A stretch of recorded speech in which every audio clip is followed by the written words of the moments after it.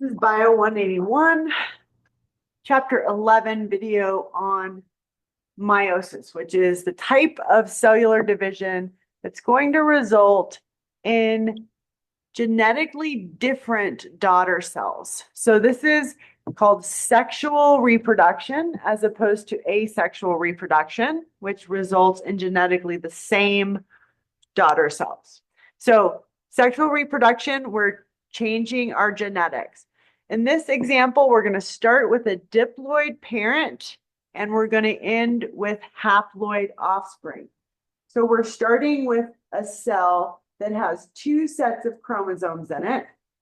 So you're going to start with two sets of chromosomes, and then through the process of meiosis, you're going to have daughter cells with just one set of chromosomes. So you're going to have four in this case.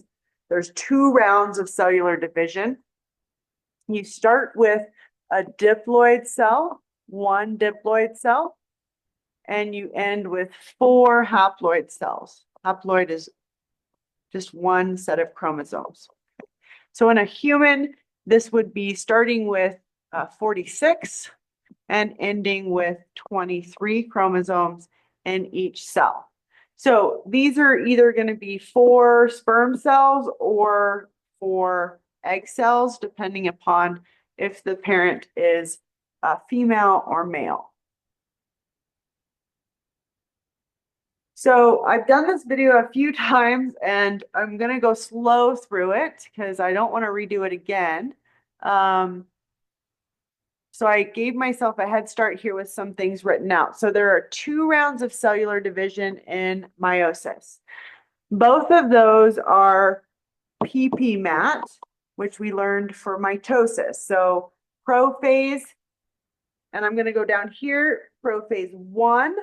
Okay, so this is the first round that we're going to do. So I'm just putting in the numbers down here. Metaphase 1, metaphase 1, anaphase 1, and telophase 1. Okay, so I'm just going to show you the first round, and then we'll go to the next round on the next slide.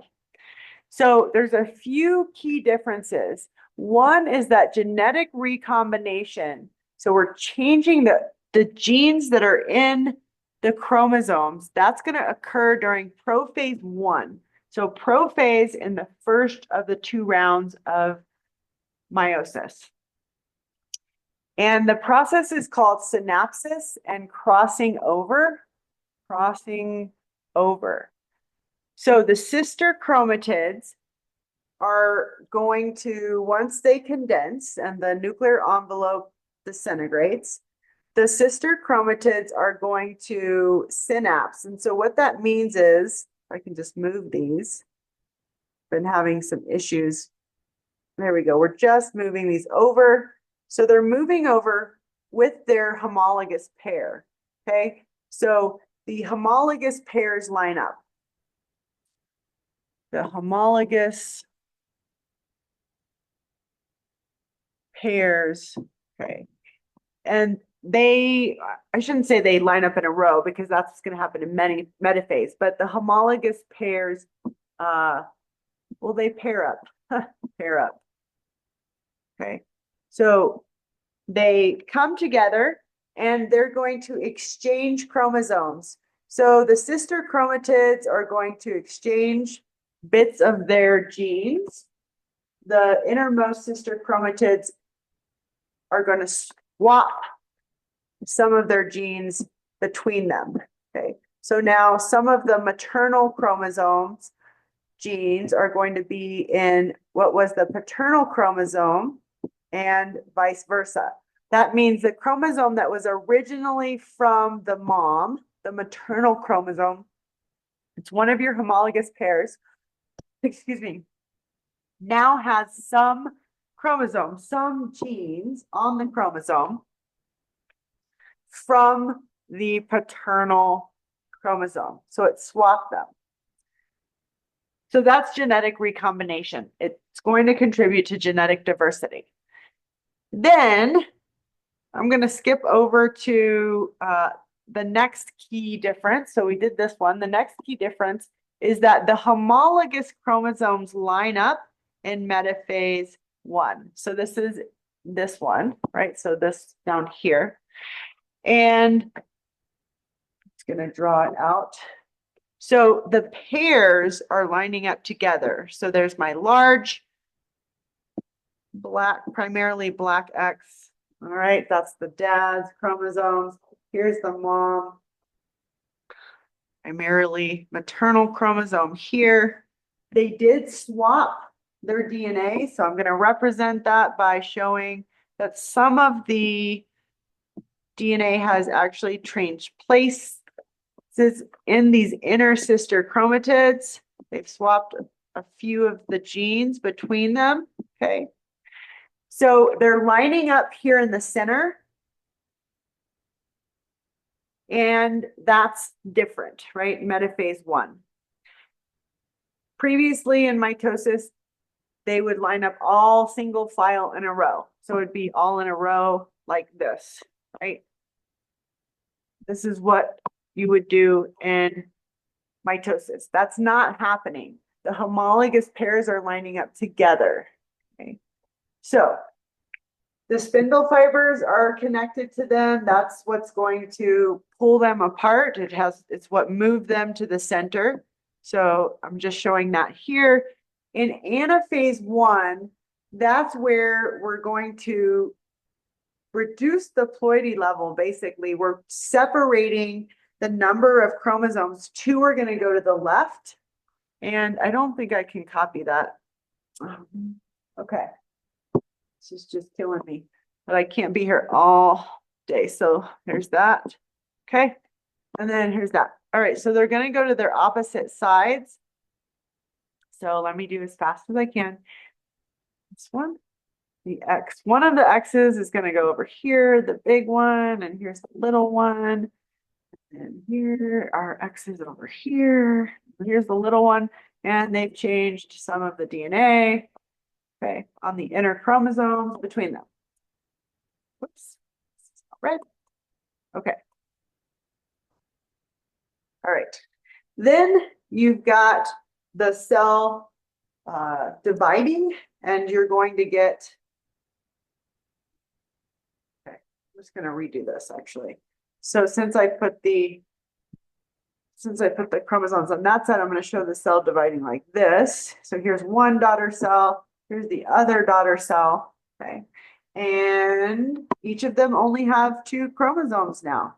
So the ploidy level has now gone at the end of this from diploid to haploid, okay? Diploid to haploid. And some of the chromosomes have been genetically recombined, meaning these sister chromatids that I'm showing here for the center have little bits of DNA that were originally on the other chromosome. So that's genetic recombination. Okay, so that is the first round. The second round, we're starting with that. So there were 2 cells produced. I'm only going to show 2 here. I'm going to redraw this final cell. So I'm only showing 1 entering. Here's my 2 daughter cells. All right, so now we're doing prophase 2, prometaphase 2, metaphase 2, anaphase 2, telophase 2, right? This is very similar to mitosis. So we start off, and we're just going to start with 2 chromosomes because we're starting off with one of the cells from the previous round of cellular division. So in this case, I just happen to have 2. I'll pick this one, which was this. Okay, there we go. All right, so there's 2 chromosomes, right? So the ploidy level of this is haploid already. So this is haploid. There's only 2 chromosomes. This is going to be very similar to mitosis. They are going to, I wonder if I can just copy this. Nope. Oh my gosh. Okay. Killing me. All right, sorry, kind of killing you. So here are my big X and my little x. Okay, so then just pretend that you already see the recombination on those. they are going to line up in the center here. Okay. Over here, they wouldn't actually have been lined up, so maybe they look like that. Then over here, they line up in the center. And then in anaphase 2, they are actually separating the sister chromatids to each side. Okay. This is similar to mitosis. Get the long one up here. And then these are the two daughter cells. There's a long one and a short one, and a long one and a short one. Okay. And let me just go back and make sure I illustrate the genetic recombination. So the genetic recombination would have resulted in these sister chromatids having some genetic diversity from the synapses in the previous stage. Yeah. Okay, I'm just gonna draw it here. Oh my God. This is what happened when I start rushing. So I'm just gonna slow down. So sorry, it's gonna just be a little bit longer video. So then this one is still here. Okay, go. Drawing. Just drawing. Showing the genetic recombination. In this case, both of them happen to go to the cell on the right. This is not always going to be the case. They could have aligned differently. And so you've got these genetically distinct daughter cells. Okay. So again, I started this second round with just one of the cells from the previous division. I have two more cells here when I end. So in the total cells that are produced are 4. I'm going to draw real quick. So you've got the first round of cellular division. Okay. You go through all the stages, you get 2 daughter cells.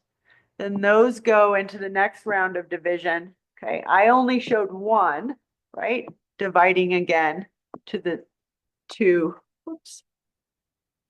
cells here. Okay.